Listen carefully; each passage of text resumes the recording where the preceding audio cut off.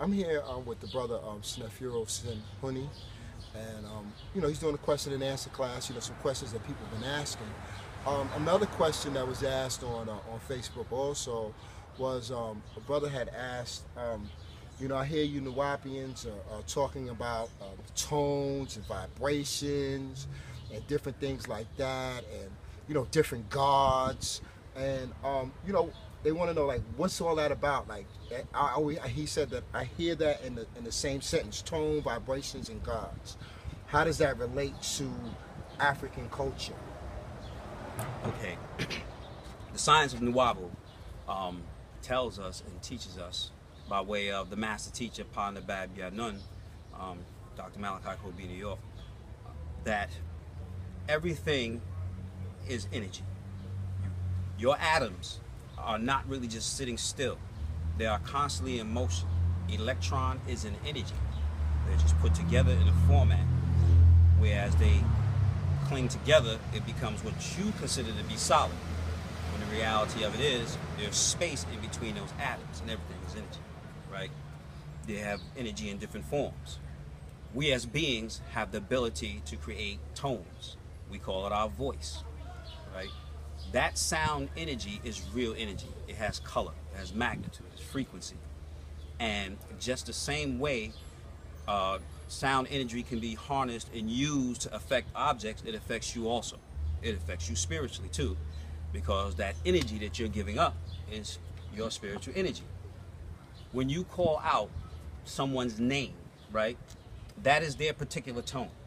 You follow? They vibrate on that tone. Just the same way, if you were to take a tuning fork, right, that's on C, and then you would get one octave above on C and then one octave above on C, if you strike one tuning fork, all the C's will vibrate from that one strike. So all the people, right, who vibrate on your tone, every time it's struck, they vibrate on it too. So if your name is Yasar, right, then everybody who have that name, when it's struck, vibrates, living and dead. Wow. The problem is that can be agreeable or disagreeable, and by vibrating on that same tone, they have the ability to reincarnate into you, or to incarnate into you, I should say, right? The only tones that are sacred to us are the tones in Nuwapiwiyu, which is our language, short Nuwapi. Those tones are sacred. The ancient Egyptian tones and the ancient Egyptian names are protected by our ancestors, okay? When you look at the spell, and this is going to be proven, if you were in a gymnasium full of people and they were all screaming your name while you were in a game and no one was screaming the competition, you could feel that energy. But if you went in a gymnasium full of people and they're cursing at you, they could kill you.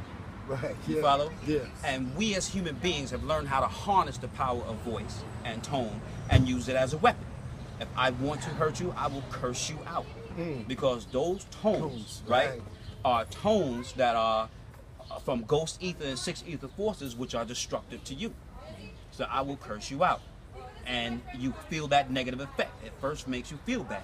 If you're a weaker person and a stronger person spiritually is cursing you out, you shrink and shrivel, it'll hurt, they shrink up and they cry. Come on, that because it is a weapon, or it can be harnessed as a weapon.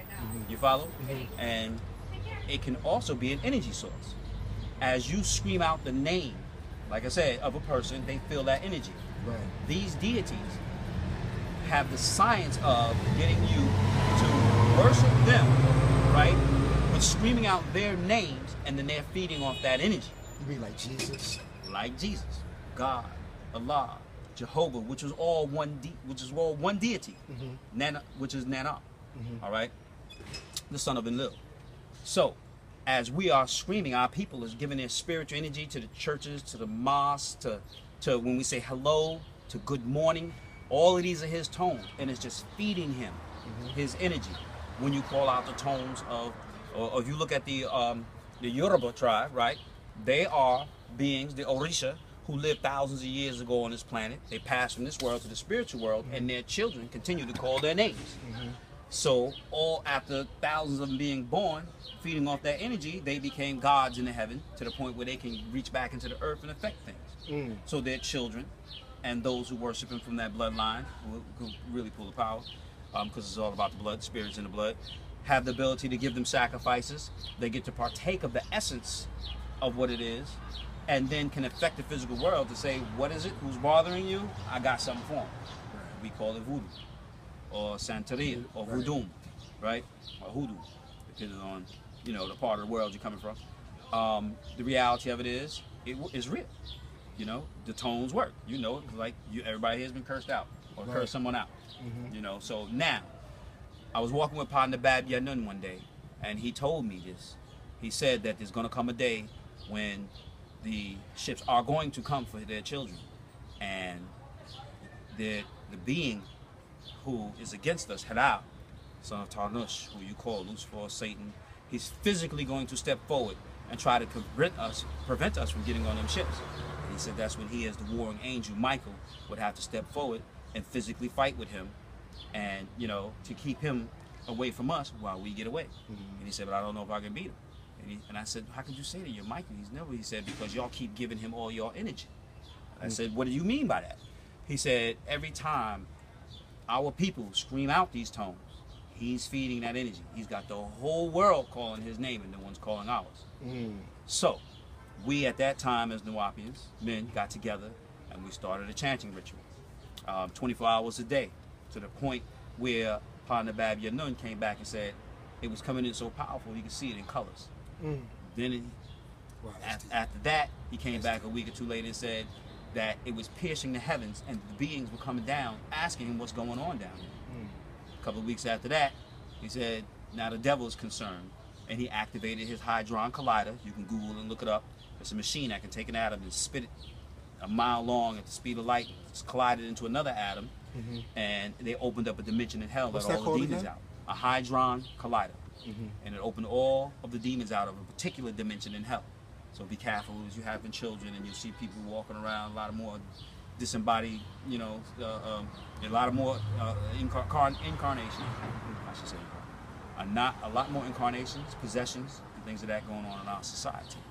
And now, as Nuwapians, we know how important it is that we now speak our language, Nuwapiwiyu, that we now use our Egyptian tones, that we now call on our ancestors and stop calling on the ancestors of these alien races, because that's where they're getting their power to keep us enslaved.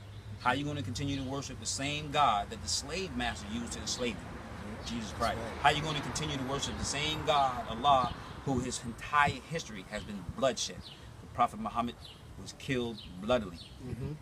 Hamza was killed by his own enemy, who tore his heart and liver out and ate it on the battlefield. Ali Imam Hassan, Ali Imam Hussein, one was stabbed in the back while making prayer to Allah. One was beaten to death in a fist fight on the streets where I represent. Emir Mu'minun Ali and Hadrat Fatima had to run for their lives. It was nothing but bloodshed. You follow? And the Arabs are the ones who took part in the slave trade to get us here. So we got to stop worshiping these alien deities. Now, people will say, well, you know, why don't we worship, you know, Hebrewism, and, you know, realize that I would say this to any religious person in the world: our history doesn't stop at Abraham. What about the people before him? We now know that there were people on that planet before Adam. We now know we have an ancestry from the heavens, and we just only identify ourselves with these little cliques and these little small religious organizations, and it gets down to the point where even our people who are sick are, I'm from this neighborhood and you're from that neighborhood, when there's so much, we are beings from the heavens. You follow? So even amongst our own people, you know, Hebrew Israelite and so forth, we go back further than that. Even in ancient Egypt, being the beginning of civilization on this planet, Pa Nabab Yanun, Dr. Malachi Kobina York has walked us to our history back to 76 trillion years, at our cream history, when our ancestors were living as conscious and conscientious gases in air pockets. And as this universe was brought into existence, incarnated here, he has linked us all the way back then to the descendants of those beings on Risk, to us being descendants of them, of those beings here on this planet Earth. So we have got to stop identifying with ourselves with these little cliques and religions along the way, and realize that our true link is back to the heavens, back to Pa's doctrine. And the science of the Wapo teaches just that.